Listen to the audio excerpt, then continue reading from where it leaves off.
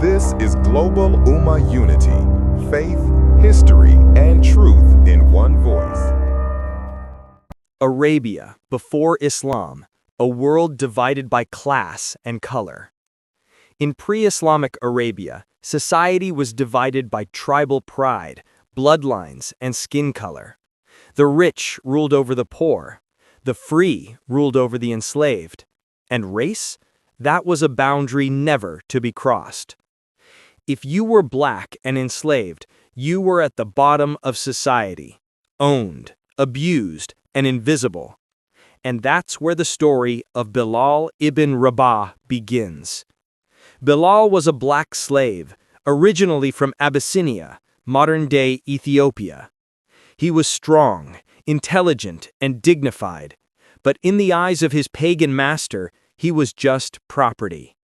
Then came a man who challenged everything, Prophet Muhammad sallallahu alaihi wasallam. He brought with him a revolutionary message. All people are equal before God.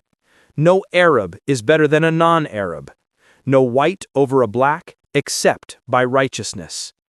This wasn't just spiritual poetry, it was social fire. It terrified the oppressors and gave hope to the oppressed. Bilal was one of the first to believe in the one God, Allah. For that belief, he was tortured. His chest was crushed with rocks under the burning sun. His master whipped him, mocked him, humiliated him. And yet, Bilal kept saying, Ahad, Ahad, one, one. He refused to break. From oppressed slave to chosen voice. Bilal's resistance reached the Prophet, who sent his close companion, Abu Bakr, to buy and free him. But Muhammad didn't just free Bilal, he honored him. In a society where freed slaves were still treated like outsiders, the Prophet elevated Bilal to a position no one expected. He made Bilal the first mu'adhin, the caller to prayer in Islam. Imagine it.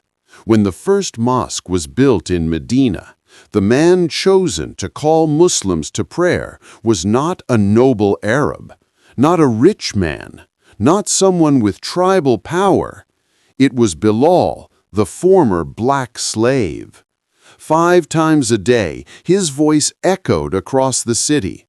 Allahu Akbar, Allahu Akbar. A voice once silenced now became the voice of Islam itself. And the Prophet sallallahu alaihi wasallam loved him. He would walk with him, defend him, and praise him openly. He once told Bilal, Bilal, I heard your footsteps in paradise.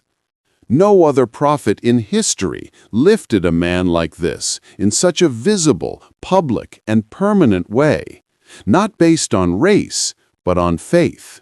Breaking racism at its roots. But the story doesn't stop at symbolic gestures. The Prophet sallallahu alaihi wasallam didn't just say nice words, he changed the system. One day, a companion of the Prophet insulted Bilal and said something racist. You son of a black woman.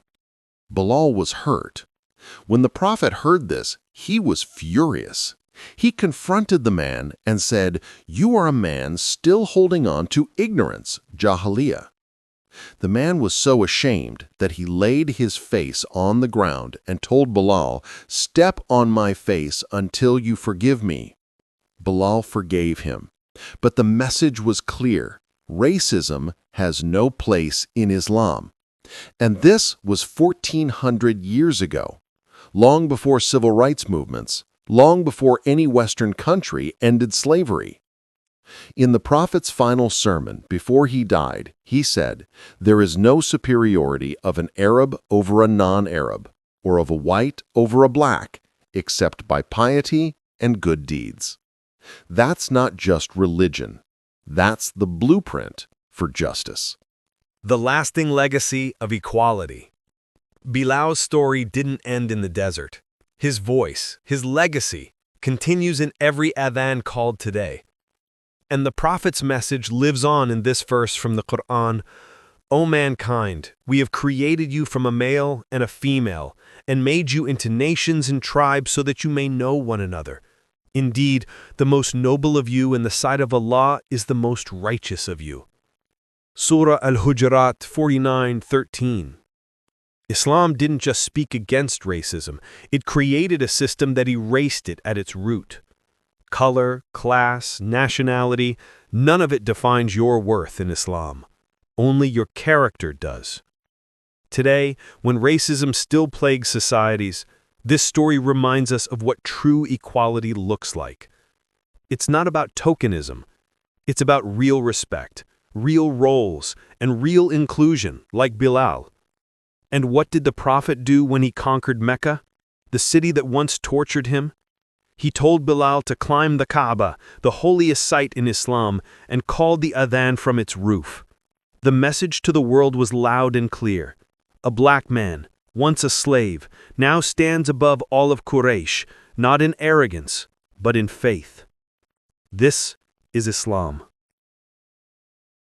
Thanks so much for watching this video on Global Ummah Unity. If you learned something new today, don't forget to like, share, and subscribe. Let's keep uncovering the untold stories of the Islamic world. Together, see you in the next one, inshallah.